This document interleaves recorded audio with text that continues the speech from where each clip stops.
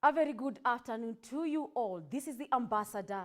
With me, your Ambassador, Jennifer Macau. Now, our first story, we are going to check on the surging Mpox, as the Mpox virus, formerly known as the monkeypox, continues to spread globally. Significant actions are being taken to curb its impact. In a critical move, the United States multinational Emergent Biosolution has pledged 50,000 doses of its smallpox vaccine to Kenya and the Democratic Republic of Congo, DRC, to combat the outbreak.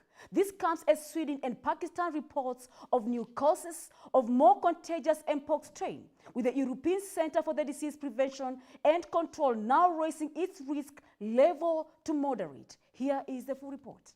The Mpox virus, which was once largely confined to Africa, has now sparked a global health alert.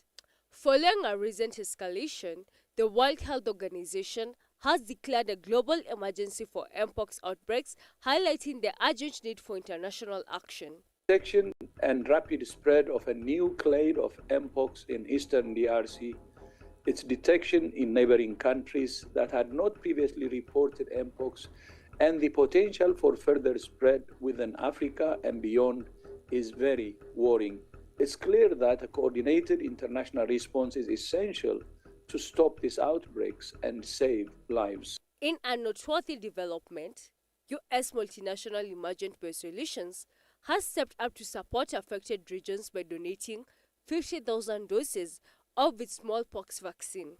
This donation is aimed at addressing the severe outbreak in Kenya and the Democratic Republic of the Congo, where the situation has become increasingly critical due to healthcare shortages and ongoing conflicts. The outbreak has also made headlines in Europe. Sweden has reported its first case of a new, more contagious strain of Mpox in a traveler, while Pakistan has also confirmed cases of this variant. We have one person who has sought treatment in the Stockholm region who has been found to have Mpox. The case is the first case caused by Clade 1 that has been diagnosed outside the African continent. The affected person has also been infected during a stay in an area in Africa where there is a large ongoing outbreak of Mpox. This new strain, known as Clade 1b, is causing heightened concerns across the continent, prompting the European Center for Disease Prevention and Control to elevate its risk level to moderate. Enhanced detection and response measures are now being implemented across Europe. In the Philippines, a new Mpox case has been identified, marking the first instance reported since December. The patient, a 33-year-old Filipino male, presents with symptoms including fever and a rash, but has no recent travel history. Health officials are investigating to determine the specific strain involved. We are committed, we are in strong liaison with the border health services, and all the people having symptoms will be screened there and then. If some suspected case is found, we will isolate him or her at Police Services Hospital Peshawar for the further management as according to the protocol. Mpox spreads through close skin-to-skin contact or contaminated items such as clothing and bedding. Unlike airborne viruses like COVID-19, Mpox poses a lower risk of triggering a global pandemic. As the situation evolves, the world watches closely, hoping that timely donations and robust international responses will bring the outbreak under control. Irene Juguna, GBS News. Well, we pray everybody can be able to follow the precautions and the health measures to be able to curb the pandemic.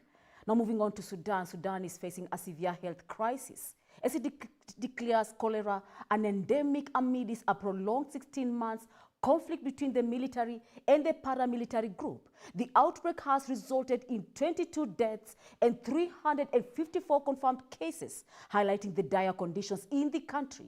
The condition further exacerbated by the recent season of floods that have devastated critical infrastructure and contaminated water resources across 12 of the Sudan 18 provinces, has made access to clean water increasingly difficult. The World Health Organization has also reported a rise in the cases of dengue fever, meningitis, further straining the health care system. Let us get the report. The midst of a 16-month conflict, Sudan faces a severe health crisis as cholera spread across the country. Health authorities report 22 deaths and 354 confirmed cases of the disease. The outbreak has been worsened by the recent flood. The problem in the area is that the vast majority of residents rely on river water as a source of drinking water, whereas it is polluted and needs treatment, and this requires volunteers to treat the water. The World Health Organization also notes a rise in fever and meningitis infections. As the countries struggle with these health challenges, a new peace talk in Switzerland aims to address the ongoing conflict. The cholera outbreak has highlighted a dire condition in Sudan, where the conflict has already displaced over 10 million people and pushed many into starvation. As the aid organizations struggle to respond, the lack of infrastructure and ongoing violence complicate efforts to provide relief. However, the absence of the army from these discussions raises concern about the effectiveness and the future of the negotiation. Reporting for GBS News, Joy Kuria. Aid workers operating in Chad, a neighboring country to Sudan, have raised concerns over the deteriorating humanitarian situation in the Darfur region of Sudan. Doctors Without Borders, MSF, recently conducted a mission in Niyala of South Darfur, where they witnessed a severe starvation crisis affecting the area. Heavy rains have also led to the collapse of a key bridge in the southern Darfur, making it extremely difficult for a large amounts of aid to reach the affected population, with the ongoing war in the region creating conditions that now approach famine. Paris Kigo gives us the full report. Children, once they reach a stage of malnutrition. Our dad stated he hopes the authority announcement this week of the reopening of the Adre border crossing will mean more United Nations aid can reach hard-hit areas, but many obstacles remain. Who were above 1 year old, who looked like they are 4 or 5 months old. They can't walk. There's a chronic malnutrition that is compounded now by acute malnutrition. Children are in, and it's very difficult to treat them because parents cannot afford to come every week to get that therapeutic food that they need. Most recently, fighters from Sudan paramilitary group, the Rapid Support Forces, rampaged through a central village, looting and burning and killing at least 85 people, including women and children, authorities and residents, the latest atrocity in the country's 18-month devastating conflict.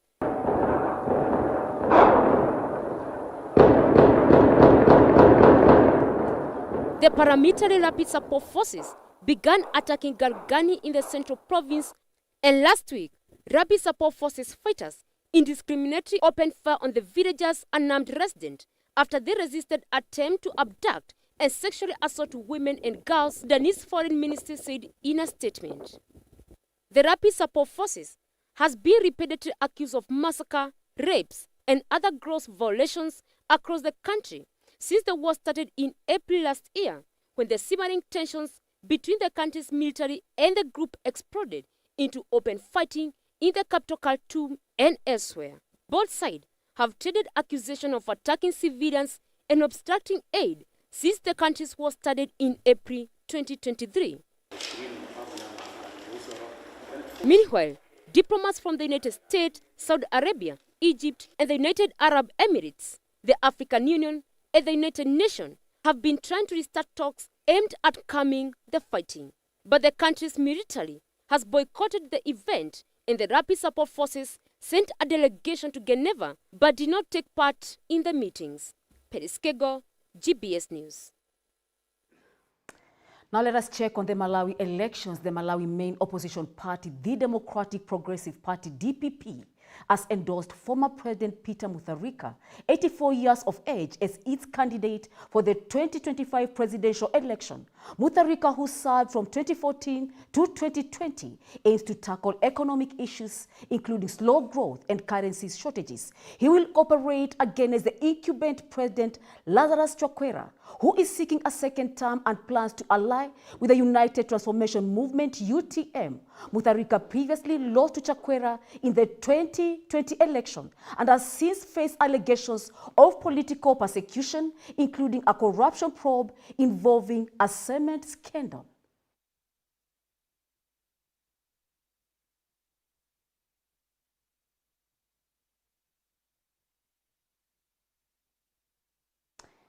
The Israeli Security Agency and the police have confirmed that Sunday explosion in Tel Aviv neighborhood failed as a terror attack, where as a result of the blast, a passerby was reportedly injured and transported to the hospital. According to the authorities, a powerful explosive was used in the attack, while the CCTV footage alleged to show suspect representing a man wearing a backpack allegedly containing the device. Late on Sunday, the police worked to clear debris from the scene as the forensics were analyzing it, while the suspect has yet to be named, though local media have introduced him as a man in his late 50s.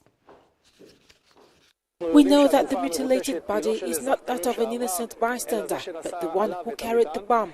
Is the motive criminal or nationalistic? It's difficult to say, since the person hasn't been identified yet. In a shocking turn of events, the sentencing of Janet Baye to 25 years in prison for the brutal rape and the murder of 7-year-old Haven Awot has sparked widespread outrage in Ethiopia.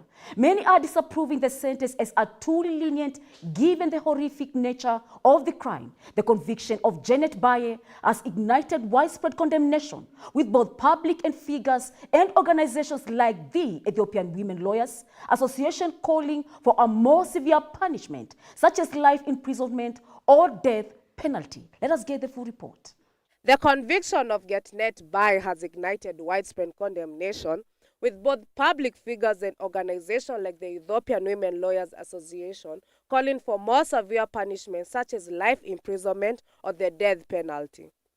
The Ethiopian Minister for Women and Social Affairs, Elgoji Tesfaye, has criticized the sentence, labeling the crime as inhumane and vowing to address the public outcry.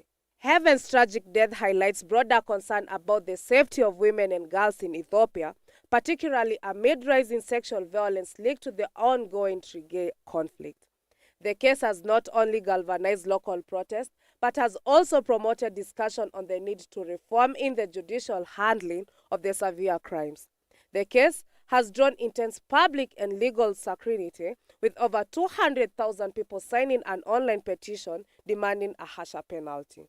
Flesh anguish is compounded by fear that Getnet appeal may delay justice even further, leaving her and many others in the community uncertain about the outcome. Joy Kura, GBS News.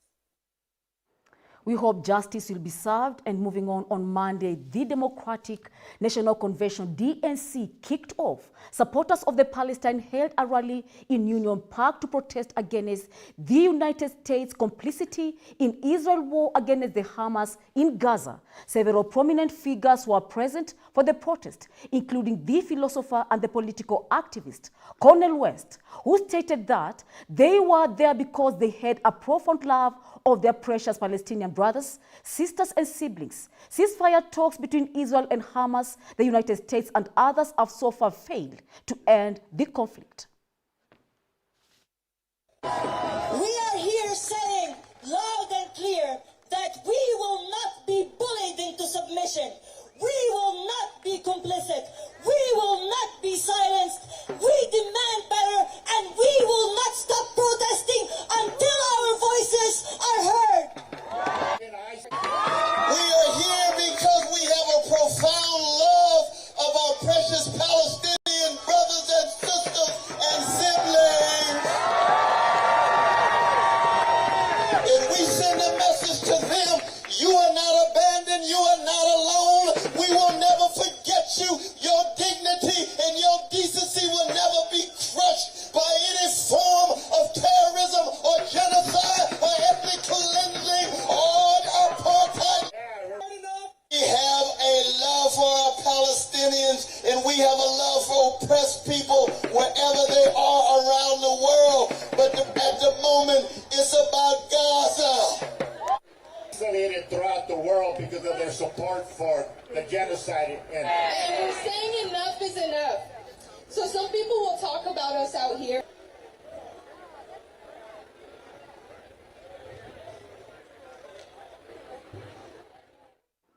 And that international news brings us to our very first break. We have more lined up for you shortly after the break. Topics you can't afford to miss. Don't move an inch. Stay tuned with us as we'll be right back with even more. Today we have amazing topic. Hey, turning passion into profit. Sijui passion yako ni gani? We are going to have a guest here mwenye anaenda kutuambia how she turned her passion into profit. So I learned it from my mom. I guess nilichukua from my mom. And then my mom alichukua from her mom. Inheritance. And then her mom mimi nimenema after the mom. Oh my God. Wow. Kitu iko kwa damu. Sasa hiyo kitu ilinipea motivation. Like, guy, kumbe naweza shona hizi nguo by the way na niuzie mtu na buy. Ni make something out of it. So hiyo ndo motivation by the way. Nguo ya Christmas ndo ilikuwa motivation. Mnasemanga that family don't support each other. Me, my family. Nasema my family imekuwa my greatest supporter. Wow. And then my friends. Because if it's an urgent order, hata mimi ukiangalia tu my WhatsApp, the first caption na kukujianga, we don't accept urgent orders. Oh my God. I need my time. Inaweza teneza earrings, key holders, neck, chokers, key holders, what else? Mats, bottles,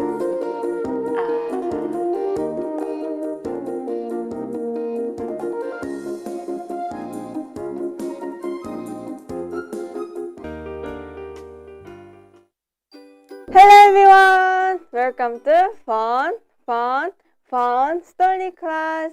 Friends, today I'm going to read a story called A Glass of Milk. There once was a poor boy who spent his days going door to door selling newspaper to pay his school. The poor boy was starving, so he began to ask for nourishment at each home that he stopped at. He asked for a glass of water, but seeing his poor state, the girl returned with a glass of milk. But when the hospital handed her bill, it read, "Paid in full with a glass of milk."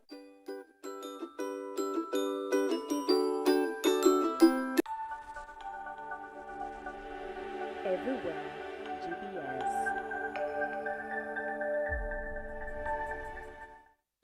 Welcome back and thank you for staying on board with us. You are watching the Ambassador GBS Global and we are glad to have you join us today. Now moving on to the matters of the United States. The United States Secretary of State Antony Blinken, during his visit to Jerusalem, described the ongoing ceasefire negotiations between Israel and the Hamas as the best and maybe the last opportunity to secure the release of hostages and achieve peace. He warned against actions that could escalate the conflict and expressed concerns about the potential attacks from Iran and Hezbollah. Despite cautious optimism from Israel negotiators, Hamas downplayed the likelihood of a breakthrough, accusing the United States of creating false hopes through the conflict that has been ongoing since October 2023, resulting in a significant casualties on both sides. This is a decisive moment. Probably the best, maybe the last opportunity to get the hostages home, to get a ceasefire, and to put everyone on a better path to enduring peace and security. I'm here as part of an intensive diplomatic effort on President Biden's instructions to try to get this agreement to the line and ultimately over the line. It is time for it to get done. It's also time to make sure that no one takes any steps that could derail this process. And so we're working to make sure that there is no escalation, that there are no provocations, that there are no actions that in any way could move us away from getting this deal over the line, or, for that matter, escalating the conflict to other places and to greater intensity. I know this is a fraught moment in Israel. with deep concern about the possibility of attacks coming from Iran, coming from Hezbollah, and other sources. And as you heard the President say, the United States has taken decisive action to deploy forces here to deter any attacks, and if necessary, to defend against any attacks. But the focus of my visit is intensely on getting the hostages back, getting the ceasefire done. It is time for everyone to get to yes and to not look for any excuses to say no. The United States Secretary of State Antony Blinken went further and underlined on the fierce urgency of now, as he announced that Israel had accepted a bridging proposal in advance of the upcoming ceasefire discussions. This development is perceived as a significant step towards de-escalating tensions in the region, a proposal aimed at facilitating dialogue and potentially leading to a lasting resolution amidst the ongoing Israel-Gaza conflicts.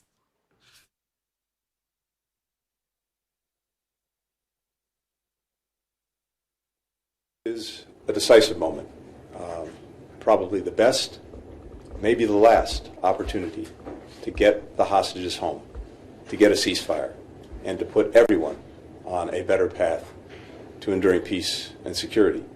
I'm here as part of an intensive diplomatic effort on President Biden's instructions to try to get this agreement to the line and ultimately over the line. It is time for it to get done.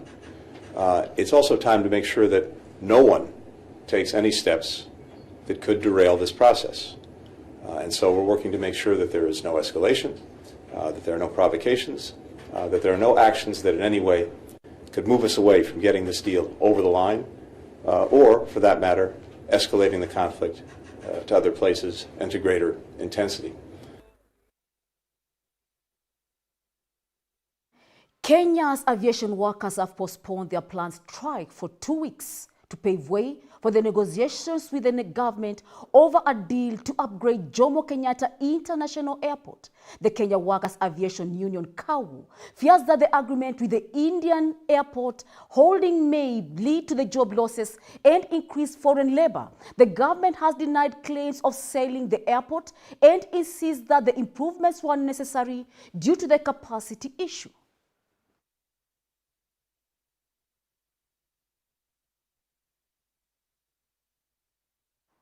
Moving on to the matters of the United States, on the opening day of the Democratic National Convention in Chicago, party leaders rallied around Vice President Kamala Harris and Minnesota Governor Tim Walz, highlighting their commitment to fighting for the American people. Speakers at the event praised Harris for the leadership and dedication, asserting that she embodied the values of the resilience needed to address challenges facing the nation. In contrast, the Democrats also took the opportunity to criticize former President Donald Trump, arguing that his policies had been detrimental to the country, through delegates further expressing their support for the party's agenda and their candidates setting a determined tenure for the remaining days ahead.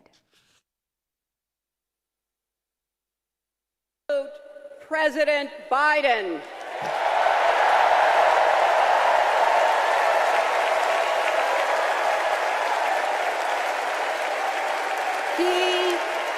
He has been democracy's champion at home and abroad. He brought dignity, decency, and competence back to the White House. Donald Trump fell asleep at his own trial, and when he woke up, he made his own kind of history, the first person to run for president with 34 felony convictions. Kamala cares about kids and families, cares about America. Donald only cares about himself.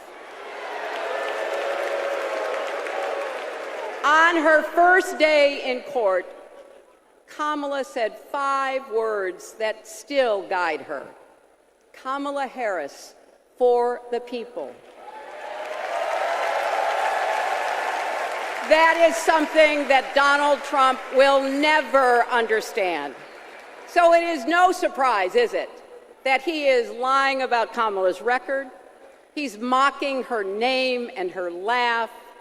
Sounds familiar.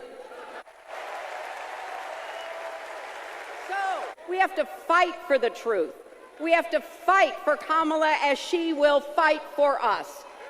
She is working tirelessly to secure a ceasefire in Gaza and bringing hostages home. In Kamala Harris, we know that Donald Trump would sell this country for $1 if it meant lining his own pockets and greasing the palms of his Wall Street friends. And I, for one, am tired of hearing about how a two-bit union buster thinks of himself as more of a patriot than the woman who fights every single day to lift working people out from under the boots of greed, trampling on our way of life. Imagine, ever since I got elected, Republicans have attacked me by saying that I should go back to bartending. But let me tell you, I'm happy to any day of the week because there is nothing wrong with working for a living. Donald Trump laughs about firing workers who go on strike.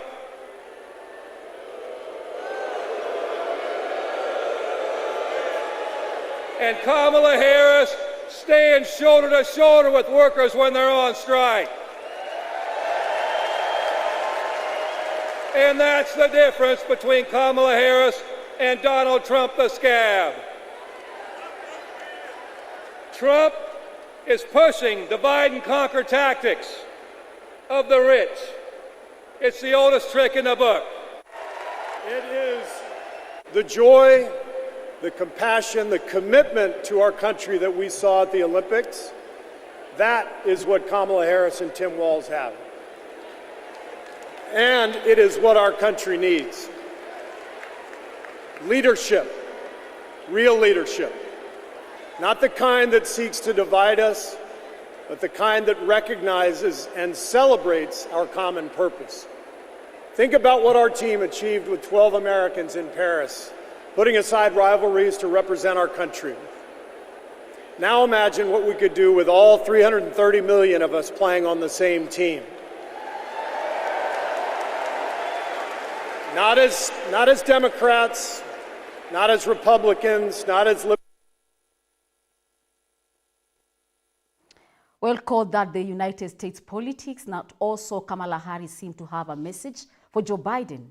Kamala Harris delivered a heartfelt tribute to President Joe Biden during a surprise speech at the Democratic National Convention, DNC, in Chicago, expressing gratitude and highlighting Biden's leadership and commitment to the party values. As the convention kicked off, Harris emphasized on the importance of unity and the need to rally support for the upcoming elections, with her unexpected appearance of the energized attendees, showcasing the strong bond between the vice president and the president as the Democrats aim to solidify their platform and mobilize voters ahead of the elections. It is so good to be with everyone this evening in this hall and everyone at home. This is going to be a great week. And I want to kick us off by celebrating our incredible President Joe Biden, who will be speaking later tonight. Joe, thank you for your historic leadership, for your lifetime of service to our nation, and for all you will continue to do. We are forever grateful to you.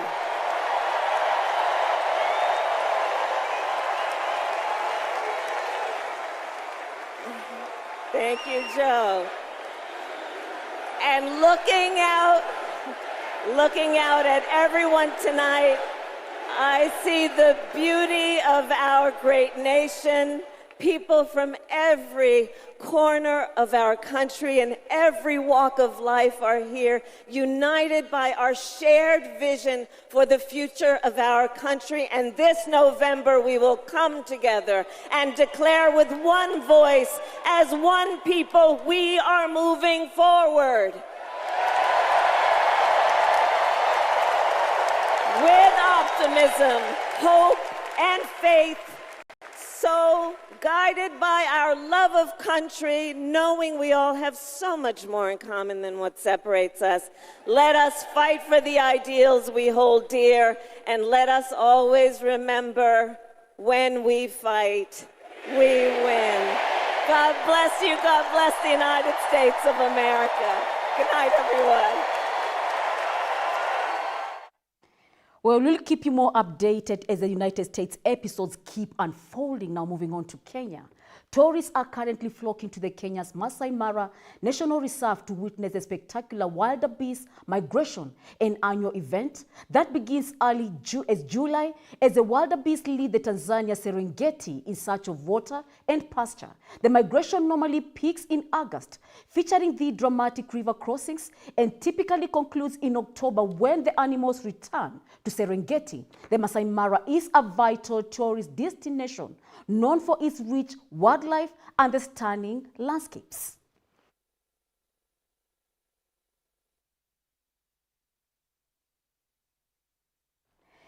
And that international news brings us to the end of our ambassador, GBS Global. It's been wonderful having you on board, joining us to the very end. Here at the Ambassador, where we continue to bring you the latest updates and the global developments as you keep it locked with us. Have been your Ambassador, Jennifer Macau, and I'm looking forward to meeting you here at the Ambassador tomorrow, same time, same place, at 1 p.m.